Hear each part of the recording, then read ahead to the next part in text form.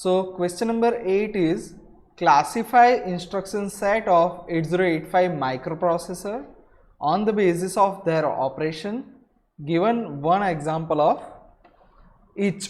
Okay તો શું કરવાનું છે કે ઇન્સ્ટ્રક્શન સેટ જે છે 8085નો એનો ક્લાસિફાઈ કરવાનો છે અને એ દરેકનું એક એક એક્ઝામ્પલ આપવાનું છે આપણે. તો એનો ફર્સ્ટ આન્સર શું છે? The 8085 instruction set are classified into 5 functional groups. 5 અલગ અલગ ગ્રુપમાં એને ડિવાઈડ કરીએ છીએ આપણે, જેમાંનું પહેલું ગ્રુપ છે ડેટા ટ્રાન્સફર ઇન્સ્ટ્રક્શન્સ, બીજું ગ્રુપ છે એરિથમેટિક ગ્રુપ, ત્રીજું છે લોજિક ઓપરેશન ગ્રુપ, ચોથું છે બ્રાન્ચ ગ્રુપ અને પાંચમું છે stack IO machine control and group. હવે આ જે બધા અલગ અલગ ગ્રુપ્સ છે એ તમને સી લેંગ્વેજના જે અલગ અલગ આપણે જોયા હતા ને ઓપરેટર્સ, એનાથી મળતા તમને લાગતા હશે કે સીમાં ઓપરેટર્સ આવતા હતા એરિથમેટિક, પછી લોજિકલ ઓપરેટર આવતા હતા, પછી બ્રાન્ચિંગ માટેની ઇન્સ્ટ્રક્શન્સ આવતી હતી. એટલે ઓપરેટર અને કીવર્ડ્સ બંનેનું મિક્સચર જેવું કંઈક તમને અહીંયા ઇન્સ્ટ્રક્શન્સમાં મળે છે. જોઈ લઈએ આગળ કઈ રીતની ઇન્સ્ટ્રક્શન છે. તો એનું પહેલું ગ્રુપ છે એ છે ડેટા ટ્રાન્સફર ગ્રુપ. તો ડેટા ટ્રાન્સફર ગ્રુપનું એક્સપ્લેનેશન આપણે શું લખશું? શોર્ટમાં એટલું છે કે this group of instructions move the data between registers or between memory and registers. તો શું કહેવા માગે છે કે આ જે ઇન્સ્ટ્રક્શન્સ છે એટલે કે આ ગ્રુપની જેટલી પણ ઇન્સ્ટ્રક્શન છે, આપણે એક ઇન્સ્ટ્રક્શનની નથી વાત કરતા, એ ગ્રુપની અંદર ઘણી બધી ઇન્સ્ટ્રક્શન હોઈ શકે ડેટા ટ્રાન્સફર કરવા માટેની. બરાબર? એ શું કામ કરશે? રજિસ્ટરથી રજિસ્ટર વચ્ચે ડેટા ટ્રાન્સફર કરવાનું કામ કરશે, અથવા તો મેમરી અને રજિસ્ટરની વચ્ચે ડેટા ટ્રાન્સફર કરવાનું કામ કરશે. એના એક્ઝામ્પલ્સમાં આટલી બધી ઇન્સ્ટ્રક્શન્સ આવશે. MOV મૂવનું શોર્ટ ફોર્મ, MVI મૂવ ઇમિજિએટનું short form, load extended immediate એટલે કે LXI. આ તમારા ફૂલ ફોર્મ યાદ અત્યારે નથી રાખવાના, અત્યારે તમારે જે શોર્ટ ફોર્મ યાદ રાખવાના છે કે આવા અલગ અલગ હોઈ શકે. આ એક ઇન્સ્ટ્રક્શન આપણે ડિટેલમાં જોઈશું એટલે તમને દરેક ઇન્સ્ટ્રક્શન યાદ રહી જશે કે આનું કામ શું છે. હાલ move immediate, load extended immediate, load accumulator, LD એટલે લોડ માટે અને A stands for accumulator. Load accumulator, store accumulator એટલે કે LDA STA, load HL, store HL. બરાબર? લોડ HL અને સ્ટોર HL. તો move, MVI, LXI, LDA, STA, LHLD, SHLD આ બધા એના એક્ઝામ્પલ છે કે ડેટા તમારે એક જગ્યાએથી બીજી જગ્યાએ મૂવ કરવો હોય તો આ બધી ઇન્સ્ટ્રક્શન્સનો તમે યુઝ કરશો. નેક્સ્ટ જે ગ્રુપ છે એ છે તમારું એરિથમેટિક ઇન્સ્ટ્રક્શન્સ ગ્રુપ. એટલે એરિથમેટિક એટલે આપણને બેઝિકલી ખ્યાલ આવે કે એડિશન, સબટ્રેક્શન, મલ્ટિપ્લિકેશન, ડિવિઝન આ બધાને એરિથમેટિક આપણે નોર્મલી કહેતા હોય છે. તો એ જોઈ લઈએ આની અંદર શું છે કે this group of instruction performs the arithmetic operations like addition, subtraction, increment, decrement on contents of registers or memory location. તો રજિસ્ટર અથવા તો મેમરી લોકેશનનો જે કન્ટેન્ટ છે એને ઇન્ક્રીમેન્ટ કરવું અથવા તો ડિક્રીમેન્ટ કરવું અથવા તો એડિશન અને સબટ્રેક્શન કરવું. મલ્ટિપ્લિકેશન, ડિવિઝનની અહીંયા વાત નથી થઈ. બરાબર? કારણ કે 8085ની અંદર ડાયરેક્ટલી તમે ઇન્સ્ટ્રક્શનની મદદથી મલ્ટિપ્લિકેશન કે ડિવિઝન કરી શકો એવી કોઈ ઇન્સ્ટ્રક્શન અવેલેબલ નથી. કેવી ઇન્સ્ટ્રક્શન અવેલેબલ છે? એડિશન, સબટ્રેક્શન અને ઇન્ક્રીમેન્ટ, ડિક્રીમેન્ટ આટલું જ. તો જોઈ લઈએ એના માટેની કઈ કઈ એક્ઝામ્પલ આપણે આપેલી છે. ADD એડિશન માટે, ADI એડ ઇમિજિએટ, દરેકમાં I આવશે ને પાછળ ચેન્જ થતો, એ ઇમિજિએટ માટે હશે. એ શું છે આગળ જતાં ખબર પડશે. ADC બરાબર? Add immediate, add with carry. C જે છે એ કેરી માટે છે કે એડ વિથ કેરી સાથે તમારે સરવાળો કરવો હોય તો. બરાબર? પછી ACI બરાબર? ACI પછી INR, DCR, INX અને DCX. Increment, decrement, increment of register pair, increment extended જેને આપણે કહેતા હોય છે અને ડિક્રીમેન્ટ એક્સટેન્ડેડ. જ્યાં જ્યાં એક્સ આવે એ એક્સ શેના માટે હોય? એક્સટેન્ડેડ માટે. એ યાદ રાખવાનું. બરાબર? કે ઇન્ક્રીમેન્ટ, ડિક્રીમેન્ટ નોર્મલ હતું, જોડે એક્સ લગાવી દીધો આપણે તો શું થયું? એ એક્સટેન્ડેડ થઈ ગયું. એક્સટેન્ડેડ શેની ઉપર કામ કરશે? હંમેશા રજિસ્ટર પેર ઉપર કામ કરશે. એ યાદ રાખવાનું. આ એક એક રજિસ્ટર ઉપર કામ કરે, આ રજિસ્ટર પેર ઉપર કામ કરે. તમને ખ્યાલ હોય તો આર્કિટેક્ચરમાં શું આવતું હતું કે બી અને સી એક એક ઇન્ડિવિજ્યુઅલ રજિસ્ટર છે, પણ એને આપણે રજિસ્ટર પેર તરીકે એટલે કે BC તરીકે લઈ શકીએ. તો જ્યારે એવી પેર ઉપર તમારે કામ કરવું હોય તો INX DCX એટલે કે એક્સ વાળી જે પણ છે એને તમે યુઝમાં લેશો, LXI, બરાબર. નેક્સ્ટ આવશે લોજિકલ ઇન્સ્ટ્રક્શન્સ ગ્રુપ. તો this group of instructions perform the various logical operations. હવે લોજિકલ ઓપરેશન્સ તમને ખબર છે કે એન્ડ ઓર XOR મેઇનલી આ બધા અને કમ્પેર અને એ બધા આપણે કરતા હોય છે. તો જોઈ લઈએ. ANI ending with accumulator, ending with immediate data, બરાબર. એ જે છે એ શેના માટે છે? એક્યુમ્યુલેટર જોડે, કે લોજિકલ એન્ડિંગ કરવાનું કોના ડેટા જોડે? એક્યુમ્યુલેટરના ડેટા જોડે. લોજિકલ એન્ડિંગ કરવાનું કોના ડેટા જોડે? તો ઇમિજિએટ ડેટા જોડે.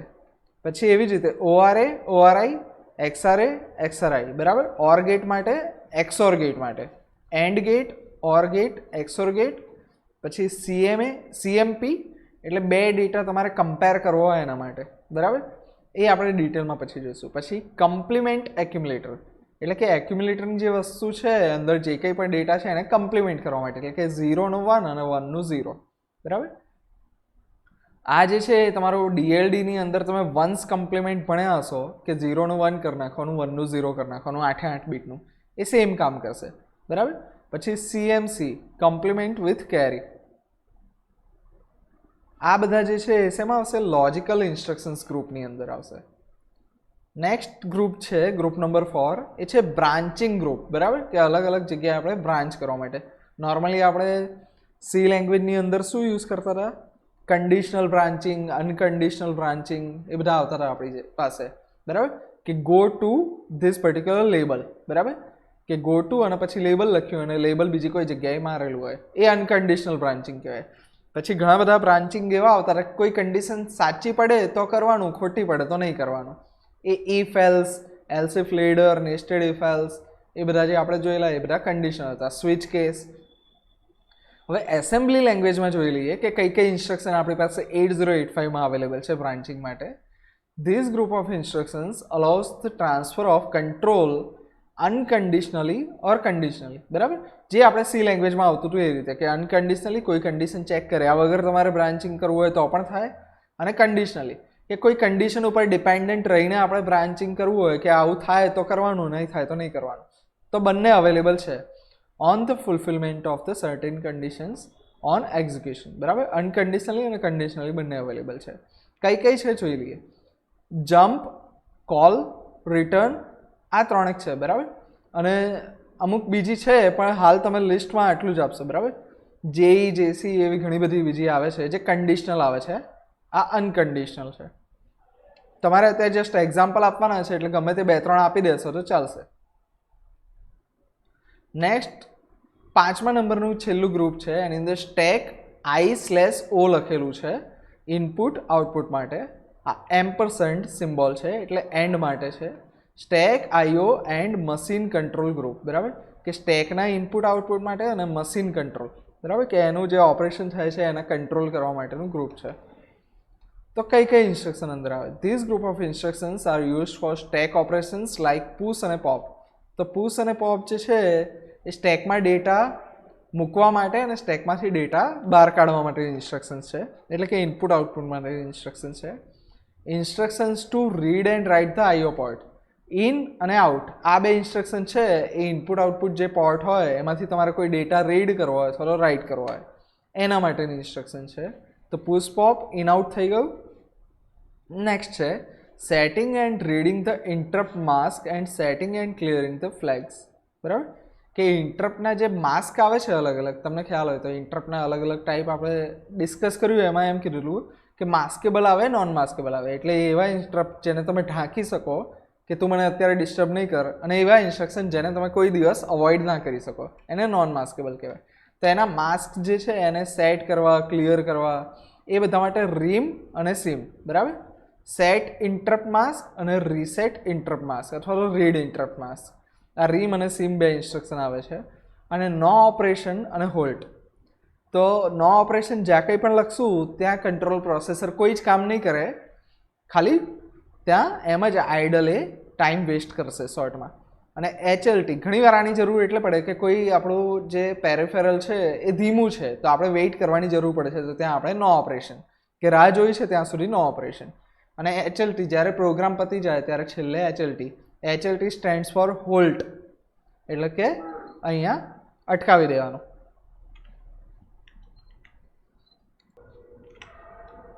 ક્વેશ્ચન નંબર 9 છે explain below instructions with suitable example. જેમાં ફર્સ્ટ ઇન્સ્ટ્રક્શન છે એ LDA તમારે એક્સપ્લેન કરવાની છે.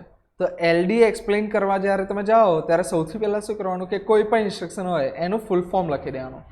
લોડ એક્યુમ્યુલેટર ડાયરેક્ટ, બરાબર, કે એક્યુમ્યુલેટરને ડાયરેક્ટ ડેટાથી લોડ કરવું એટલે એમાં ડેટા ભરવો આપણે, બરાબર, કે એક્યુમ્યુલેટરમાં કોઈ ડેટા મારે ભરવો છે.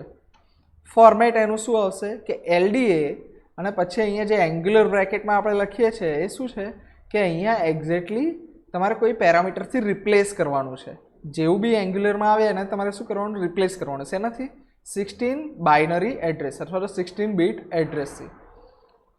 હવે એનું એક્ઝામ્પલ આ રીતનું આવે કે LDA આ તમારો કીવર્ડ છે અને અહીંયા તમે કોઈ પણ ડેટા આપી શકો જ્યાંથી તમારે ડેટા લોડ કરવો છે ત્યાંથી. ફોર એક્ઝામ્પલ એડ્રેસ હું હેક્સાડેસિમલમાં પણ આપી શકું અને બાઇનરીમાં પણ આપી શકું.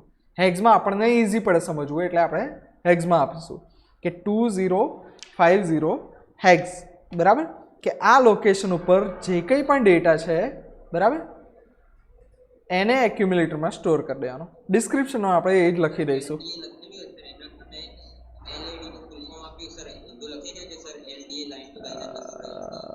આ રીતે લખવાનું, મેં જે રીતે લખ્યું છે એ રીતે લખવાનું. ખ્યાલ આવે?